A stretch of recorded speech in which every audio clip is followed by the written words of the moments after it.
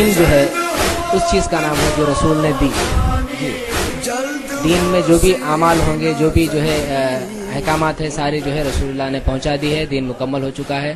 اور دین میں رسول نے یہ کہا ہے، حدیث رسول ہے کہ قرآن اور اہل بیت سے جو چیز ثابت ہو جائے وہ جائز ہے، اور جو چیز ثابت نہ ہو وہ جائز نہیں ہے. تو اس میں جو ہے ماتم کے سلسلے میں کوئی نص قرآن یا نص معصوم مل سکتی ہے جس سے ہم استفادہ حاصل کر سکتے ہیں؟ کیونکہ بہت اچھا سوال ہے آپ کا کہ آپ یہ چاہ رہے ہیں کہ ٹھیک ہے اگر جو ہے یہ عمل ہمارا صحیح ہے تو نص معصوم مل جائے. پہلے میں آپ لوگوں کو یہ بتا دوں کہ نص کسے کہتے ہیں، قرآن کی آیت یا قول معصوم کو. لیکن اس کے علاوہ بھی ہے. 3 باتیں ہیں دیکھیے. ایک ہے تقریر معصوم، ایک ہے فعل معصوم، ایک ہے قول معصوم. ان تینوں کو نصوص مانا جاتا ہے.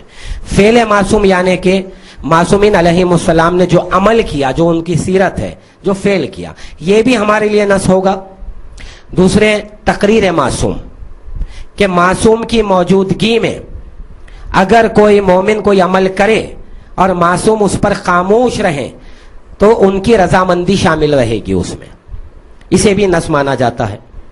اور تیسرا ہے قول معصوم، جو امام نے قول یعنی حکم دیا وہ ہمارے لیے حکم ہوگا. یہ نصوص ہیں.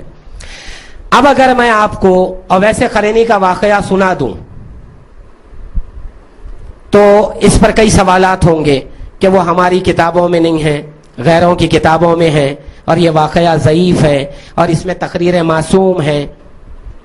تو میں اسی لیے بہتر سمجھتا ہوں کہ نہج البلاغہ سے اس خطبے کا نشان آپ لوگ نوٹ کر لیں، کہیں جواب میں کام آئے گا. 119واں خطبہ، مولا کائنات باب علم امیر المومنین علی ابن ابی طالب.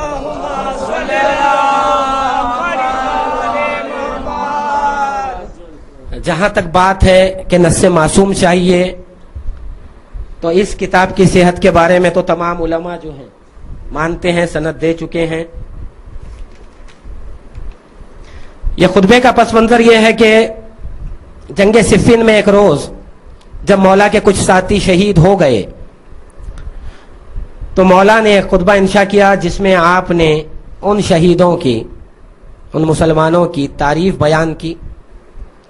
ان کی تعریفیں کرنے کے بعد اب یہ کہتے ہیں آپ، یہ میرے وہ بھائی تھے جو دنیا سے گزر گئے، اب ہم حق بجانب ہیں، اگر ان کی دید کے پیاسے ہوں اور ان کے فراق میں اپنی بوٹیاں کاٹ لیں. یہ ہے نہج البلاغہ. مولا اجازت دے رہے ہیں، اس بات کی اجازت نہیں بلکہ کہتے ہیں حق بجانب ہے، اگر کوئی شہید کے غم میں، فراق میں، جدائی میں اپنے جسم کی بوٹیاں کاٹ لیں. یہاں پر جب عام شہیدوں کے لیے مولا نے یہ کہہ دیا، یہ تو قول معصوم ہے، مل گیا آپ کو نص معصوم ہے، تو اب ہم جو قمازنی کرتے ہیں، جو اپنی بوٹیاں کاٹتے ہیں، یہ عام شہید نہیں بلکہ اس کے غم میں کرتے ہیں جس کو قرآن نے ذبح عظیم کہا ہے. اب یہاں ایک بات رہ جاتی ہے، ایک تشنگی ہمیشہ اکثر رہتی ہے، وہ یہ کہ بھئی مولا نے یا کسی امام نے صاف صاف یہ کیوں نہیں کہہ دیا کہ ہمارے غم میں تم اپنی بوٹیاں کاٹ لو، خون بہاؤ.